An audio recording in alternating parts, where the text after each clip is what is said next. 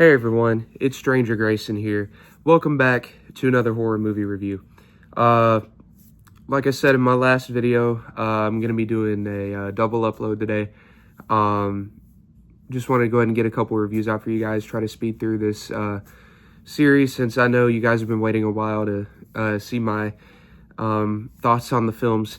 And those films are on the Saw franchise. Today we're going to be looking at Saw 6, which came in this 10-film collection. Has all of the Saw films up to the most recent one from a year, 2 years ago. Yeah, this one definitely, to me, seemed like a step up from 5, but still not as good as the original ones, like 1 and 2. But this definitely was more interesting and definitely put stuff in a bow, like, for the series. Not sure how the next Saw film is going to do this, but I did like how that towards the end things started like getting out of hand and crazy. I don't know why I'm skipping that far, but anyways, it definitely seemed to me like there is going to be some things in store for the next film in the series. So, Saw 6, what is it about? Saw 6 takes place a bit after 5. Actually, I think it takes place, yeah, it's right after 5. So Hoffman just got out of the coffin, like glass coffin, and Strahm was crushed to death between the walls. So Strahm is now seen as a primary suspect for the Jigsaw apprentice, and it seems like Hoffman gets away scot-free. Later on, though, it turns out that Perez from the 4th movie is still alive, and she faked her death in 5. We find that out later. And Hoffman is, of course, doing his normal thing, being a detective, trying to stay undercover. He's interviewing, victims of the Saw traps. One victim, actually, at the beginning of this film, it was her and another guy. They're having to give parts of themselves to, like, weigh out a scale because they cheated people. And she actually cut off her arm and killed this, and got the other guy killed when, like, drill bits went into his head. It was a terrifying trap. You'd have to see it for yourself, just to get my point across. But anyway, interviews her, goes, well as you can expect. She gets all pissed off due to certain questions he asks. And then we get introduced to Jill Tuck again, and she plays a more prominent role in this film than she did at last film. And it has a lot to do with the box John Kramer left her from the previous film, and, after he died and all that. It comes with 6 envelopes, and, of course, Hoffman is trying to take over. He's trying to forget about Jill Tuck and John Kramer because he's starting to get suspicious and kind of anxious around his department because they're starting to see through the cracks and everything. So he's wanting to do this last game, even though Jill was, supposed to be doing all this. We get introduced to this guy named William. And William is a, like, snobby businessman.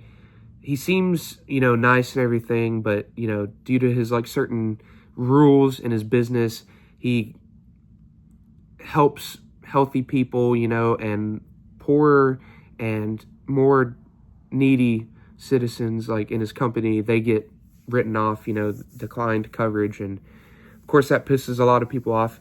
And John Kramer happens to be one of his customers that he declines coverage for his cancer treatment. And this, of course, gets him involved in one of John Kramer's traps that he had planned, and he wanted Hoffman or Jill or whoever it was to get him set up in these traps. And, of course, William has to go through and get shackles off of his arms through necessary or kind of demeaning means. I don't want to get too much into the details. I kind of want to save it for you guys to watch, but I'm just going to say that it does get pretty hard to watch at some points, and one trap is very painful. So Saw 6, to me, was definitely a step up from 5. The fact that I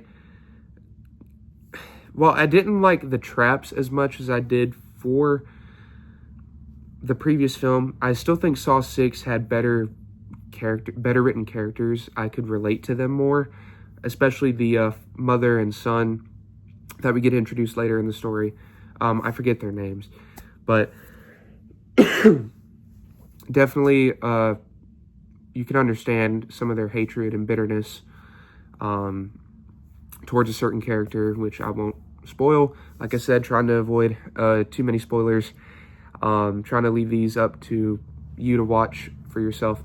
Anyway, Hoffman got a lot more screen time in here, to me personally, than he did in 5. The Strom-Hoffman aspect, that's gone now since Strom's dead. He got crushed, but you see Hoffman taking on more of like a vigilante role, or not vigilante, but like full-on villain. Because he starts getting more aggressive and he enjoys inflicting pain on others. You kind of start rooting for the victims instead of Hoffman, and towards the end of the movie, it definitely gets pretty dark for him and a couple other characters.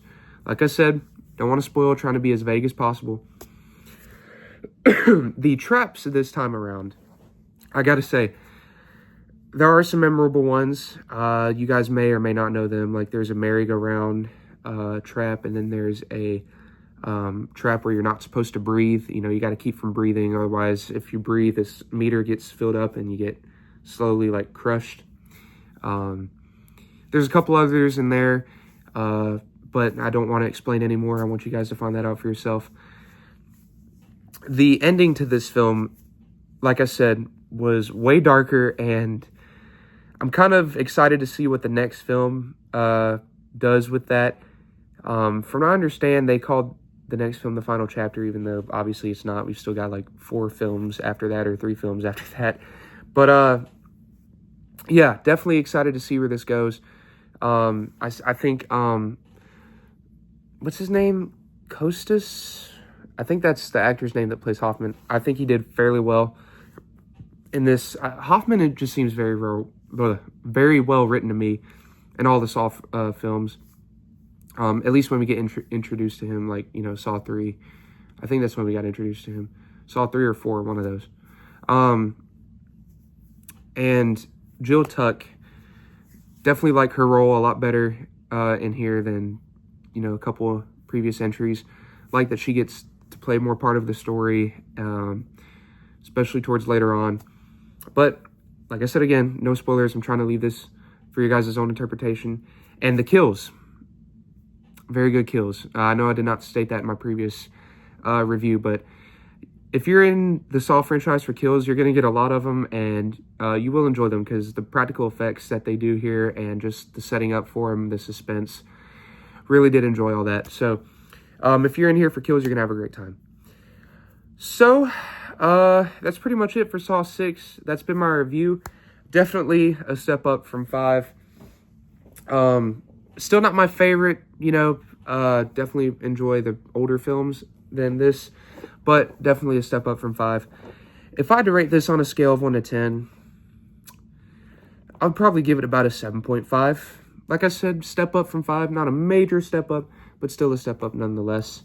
Can't wait to see what the next films have in store. But that has been my review on Saw 6. What is everyone's thoughts on the film? Let me know down in the comment section down below. Would love to take a look at those, hear your thoughts.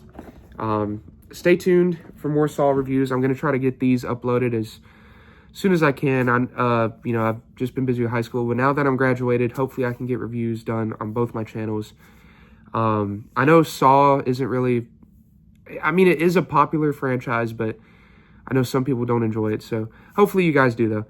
And I can't wait to see you guys in my next horror movie review. So God bless you guys, and I will see you in the next one. Bye, everyone.